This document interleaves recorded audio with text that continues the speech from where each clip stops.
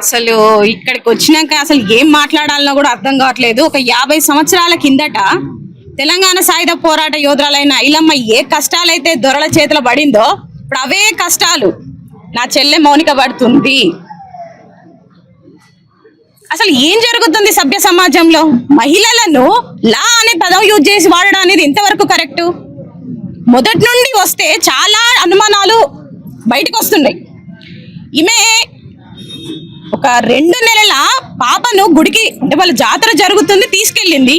ఆ పాప ఆరోగ్యం బాగుంటేనే కుటుంబం మొత్తం వెళ్ళిండ్రు. దర్శనానికి వెళ్తే 100 రూపాయలు ఇవ్వాలి అని డిమాండ్ చేయడం ఎక్కడిది? అసలు దేనికి ఇవ్వాలి? ఇవ్వను, మాకు టోకెన్లు ఇవ్వండి అని అడిగిండ్రు. టోకెన్లు అడుగుతున్నావు, నువ్వు తక్కువ కుల జాతి అని అంటున్నారు. ఇప్పుడు ఎవరైతే అడిగిండ్రో తక్కువ కుల జాతి అంటే నీకు ఆడ జాతితో ఏం పని, కులంతో ఏం పని? దేవుడి దర్శనానికి కులం ఎందుకు? ఇక్కడ కులం కాదు కదా, దేవుడే రప్పించుకుంటున్నాడు దర్శనానికి. మీరెవరు కులాన్ని గురించి మాట్లాడడానికి? నువ్వు తక్కువ జాతిలో మాదిగ జాతిలో పుట్టిన దానివే ఈ రకంగా ఆ రకంగా అని ఒక మహిళను ఈ రకంగా మాట్లాడడం అనేది ఎంతవరకు కరెక్ట్? అసలు ఇది జరిగింది, ఇట్లా అవమానం మాకు జరిగిందని తన భర్తకు చెప్పుకుంటే వాళ్ళ తల్లి ఆ భర్త అయితే ఎవరు ఉన్నారో వాళ్ళని తీసుకెళ్లి కొబ్బరికాయల రూమ్ లో ఆ అబ్బాయిని కొట్టడం. అదేంటి, కొబ్బరికాయలు తీసే రాడ్డుని ఆయన కడుపులో గుచ్చబోతుంటే ఆయన కాలుతో నెట్టేయడం వల్ల ఆయన తలకు తాకింది. రాయితో కొట్టిండు అని అంటున్నాడు. కొబ్బరికాయల రూమ్ లో రాయి ఎందుకు ఉంటది? అసలు కొబ్బరికాయలే ఉంటాయి కదా. మరి కొబ్బరికాయలు కొట్టినప్పుడు మరి రాయి తగిలిందంటే ఆడ సీసీ కెమెరా ఉన్నదా? మీరు చూసిండ్రు ఎవరైనా సాక్ష్యంగా? అది లేదు.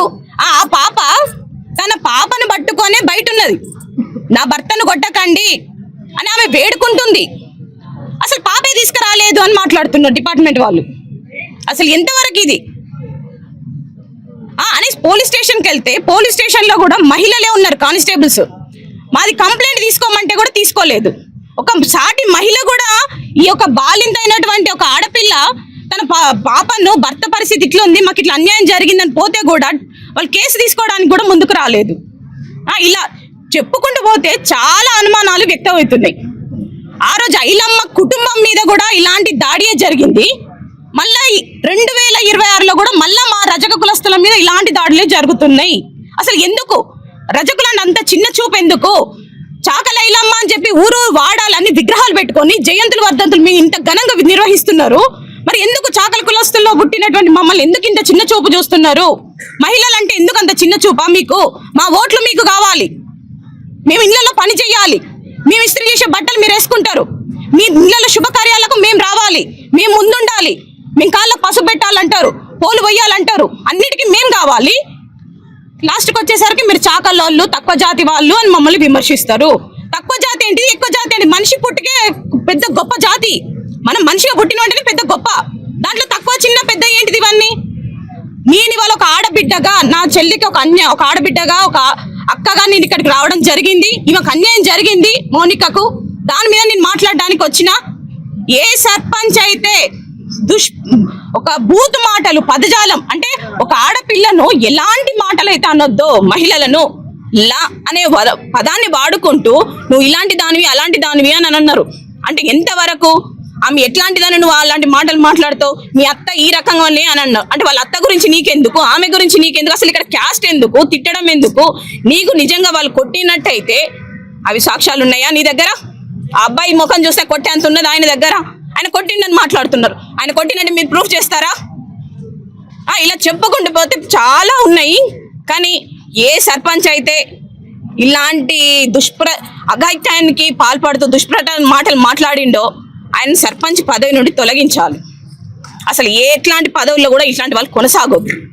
వీళ్ళ వల్ల ఇవాళ వీళ్ళొక్కలే కాదు, అగ్రకులాలల్లో చాలా మంది కూడా మా రజకుల పట్ల చాలా మాటలు మాట్లాడుతూ మా పట్ల చాలా ఏమంటారు అంటే మమ్మల్ని ఒక చిన్న చూపు చూస్తూ, మమ్మల్ని ఒక వేరే వక్రబుద్ధితోని కూడా చూస్తూ, అంటే మేము ఏ విషయంలో తక్కువ వాళ్ళం కాదు, మేమందరం ఐలమ్మ వారసులం. ఇక్కడికి వచ్చిన వాళ్ళందరం ప్రతి ఒక్కరు కూడా ఐలమ్మ వారసులే.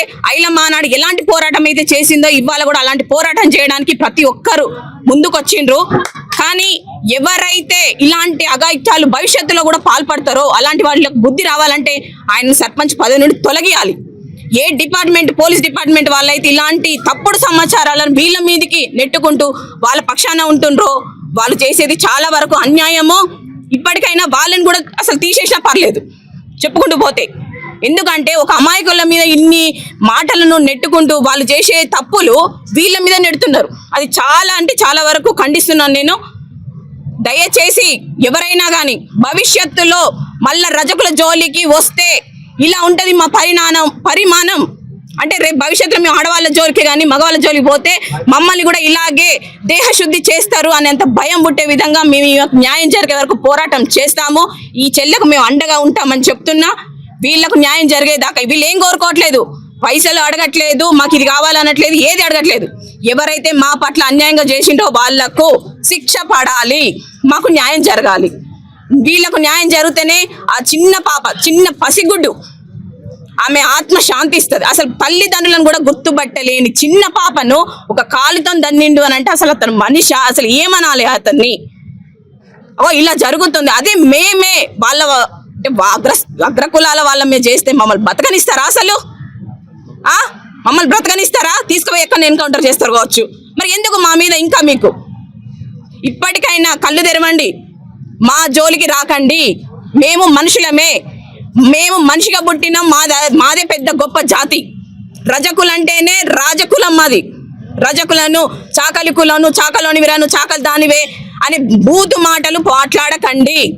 ఐలమ్మని ఎలా అయితే చేతులెత్తి దండం పెట్టుకుంటూ దండలేసి పూలేస్తున్నారో మేమందరం వారసులము. అదే పోరాటాన్ని మళ్ళీ ముందుకు తీసుకెళ్ళడానికి కూడా మేము సిద్ధంగా ఉన్నాము. ఎవరైతే వీళ్ళకు అన్యాయం చేసినో వాళ్ళకు శిక్ష పడేదాకా మేము పోరాటం కొనసాగిస్తాము. నేనైతే దయచేసి అదొకటే కోరుకుంటున్నా, వీళ్ళకి న్యాయం జరిగే వరకు ఖచ్చితంగా వీళ్ళకి నేను అండగా నిలబడతాను.